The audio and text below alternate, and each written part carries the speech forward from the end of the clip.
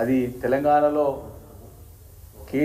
తెలంగాణలో ఉన్నటువంటి కాంగ్రెస్ ప్రభుత్వం రేవంత్ రెడ్డి గారి నాయకత్వంలో ఈరోజు పరిపాలన చేతగాక పరిపాలన గాలి కుదిలేసి కేవలము రాజకీయాలకే పరిమితమై రాజకీయ పబ్బం గడుపుకోవడానికి మరి ఇటు మా బీఆర్ఎస్ పార్టీ నాయకత్వాన్ని కేసీఆర్ గారిని కేటీఆర్ గారిని తిట్టిపోయడానికే మరి రేవంత్ రెడ్డి గారు ఈ ప్రభుత్వం వారి యొక్క మంత్రులు అంతా కూడా దాన్నే పరిపాటిగా దాన్నే అలవాటుగా మార్చుకొని ముందుకు వెళ్తా ఉన్న సంగతి మనం చూస్తూ ఉన్నాం.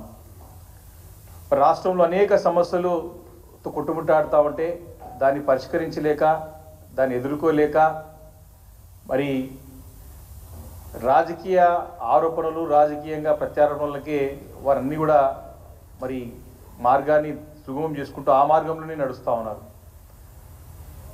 ముఖ్యమంత్రి గారు ఎంత దిగజాడు రాజకీయాలకి పాల్పడుతూ ఉన్నారంటే మరి దాన్ని గ్రహించినటువంటి భారతదేశ అత్యున్నత న్యాయస్థానం సుప్రీంకోర్టులకు సంబంధించినటువంటి మరి ధర్మాసనమే వారి పట్ల అసంతృప్తిని అసహనాన్ని వారి యొక్క ఆక్రోశాన్ని వెళ్ళగక్కిన సంగతి మనందరం కూడా చూసాం.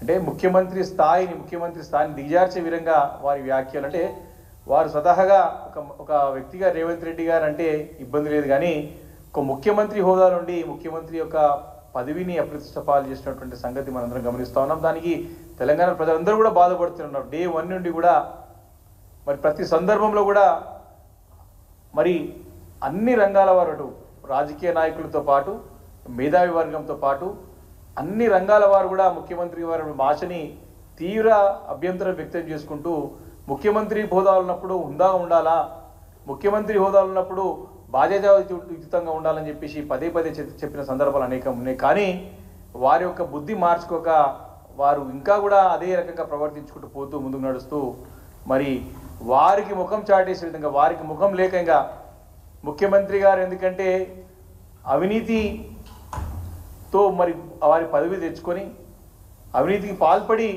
మరి చూసాం, ఎన్నో కేసులు రిటైర్మెంట్ పట్టుకున్న సందర్భాలు చూసాం. ఇంకా కూడా దిగజారి మరి కాంగ్రెస్ పార్టీలో చేరి కాంగ్రెస్ పార్టీలో పిసిసి అధ్యక్ష పదవి తెచ్చుకొని మరి దాని తర్వాత ముఖ్యమంత్రి అయిన తర్వాత కూడా తన బుద్ధి మానుకోక మరి ఆ ఒక సాంప్రదాయాన్ని వారి తిట్ల పురాణాన్ని వారి మంత్రివర్గానికి ఉప ముఖ్యమంత్రి గారు కూడా మరి వారు కూడా అలవాటు చేసి వారు కూడా చెప్పించి, ఎందుకంటే వీరికి లేదుగా మాట్లాడే ఎన్నో హామీలు ఇచ్చినారు, పరిపాలన కాలి కుదిలేసినారు, అనేక సమస్యలతో అటు రైతాంగం కానీ అటు మహిళా లోకం కానీ అటు నిరుద్యోగులు కానీ ఈరోజు చూసినట్టయితే అన్ని హాస్టళ్లలో మరి అటు సోషల్ వెల్ఫేర్ కానీ బీసీ వెల్ఫేర్ కానీ అన్ని హాస్టళ్లలో ఈరోజు పిల్లలు ఇబ్బంది పడుతూ ఉన్నారు.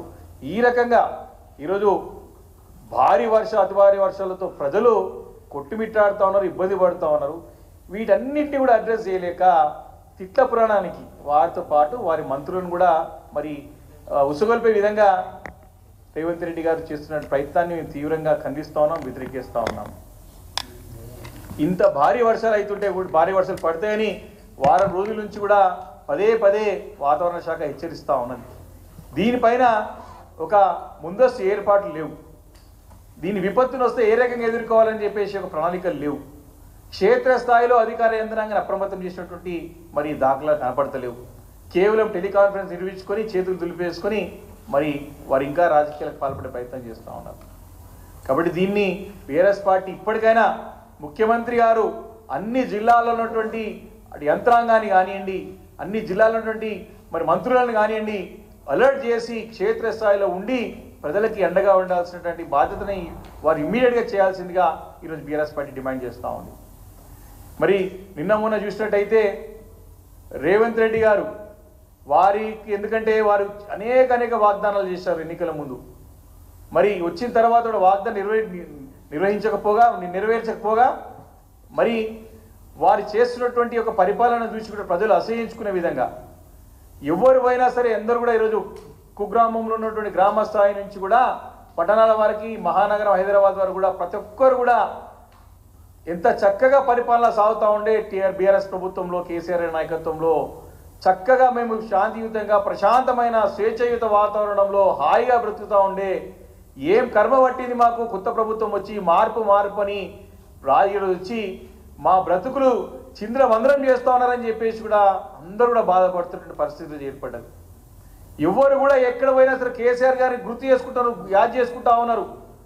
పండు ముసలివాడి వరకు కూడా కుర్రాడిని చూసుకున్నట్లయితే కేసీఆర్ గారు ఉన్నప్పుడు బ్రహ్మాండమైన పరిపాలన సాగింది. చక్కటి నీళ్ళు వచ్చినాయి, చక్కటి కరెంటు ఉండే, చక్కటి అడ్మినిస్ట్రేషన్ ఉండే, చక్కటి వెల్ఫేర్ స్కీమ్స్ అని టైంకి వస్తూ ఉండే, ఇలాంటి ఇబ్బందులు లేకుండా ఉన్నాం, లేనిపోని ఇబ్బందులు తెచ్చుకున్నామని చెప్పేసి ప్రజలు బాధపడుతున్న పరిస్థితి ఈరోజు గ్రామాల స్థాయి నుంచి ఈరోజు పట్టణాల వరకు, నగరం వరకు అదే పరిస్థితి కనపడతా ఉంది.